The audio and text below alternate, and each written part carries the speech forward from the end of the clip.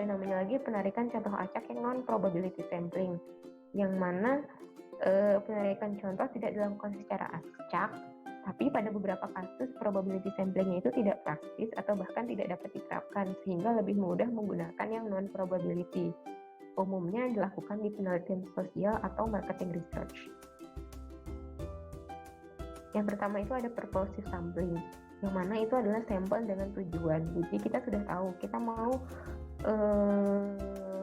samplingnya pengguna rokok gitu ya. Maka cara termudahnya adalah kita datang ke satu tempat. Kalau kita ketemu orang yang merokok dengan merek yang kita inginkan, lalu dia jadi responden. Lalu kita jalan lagi, ketemu orang dengan merek ini, maka kita jadikan responden. Atau misalnya pada kasus yang mungkin pernah kami kerjakan itu adalah sampel orang-orang yang membeli rumah dengan KPR-nya milik Kementerian PUPR. Jadi kita langsung aja datang ke perumahan yang klasternya itu, jangan cari-cari yang lain lagi, karena kan kita sudah tahu purpose-nya apa, tujuannya apa. Kemudian ada namanya kuota sampling. Teknik sampling ini mirip sama stratifikasi secara proporsional, tapi dia tidak dipilih secara acak, hanya kebetulan saja. Misalnya kita mau sampling di kantor, yang laki-laki itu 60%, yang perempuan 40%. Jadi kalau misalnya itu dari 30 orang pegawai dari kedua jenis kami ini, kita ambil sampelnya 18 orang yang laki-laki, 12 perempuan. Dan yang di sampel itu kita tidak perlu diacak-acak, tapi ya udah siapa yang kita temukan aja langsung. Kemudian ada yang namanya accidental sampling. Di sini kita tidak punya pertimbangan, jadi ya udah seketemunya aja gitu. Kalau kita ketemu orang di jalan, langsung kita jadikan sampel. Atau misalnya kalau kita kenal orang ini, teman kita, misalnya temannya Ibu Tias gitu ya, langsung aja dijadikan sampel.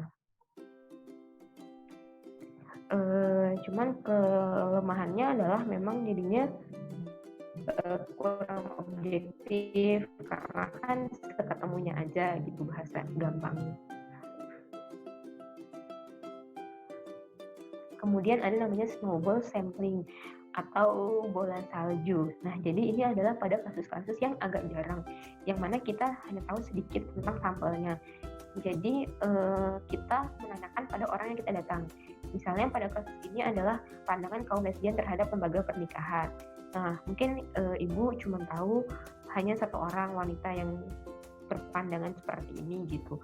Kita wawancara mereka, lalu untuk sampel selanjutnya kita tanyakan mereka punya teman-teman atau komunitas sejenis nggak yang bisa kita jadikan responden. Begitu seterusnya, ditanya lagi sampai akhirnya semua sampel yang kita inginkan itu terpenuhi. Kemudian ada yang namanya volunteer sampling. Ini paling umum dan dari jenis sampling yaitu sampling orang yang bersedia, biasanya melalui telepon. Jadi mungkin pernah ditanya lewat telepon, dilakukan sampling, bersedia tidak untuk menjadi responden kami gitu.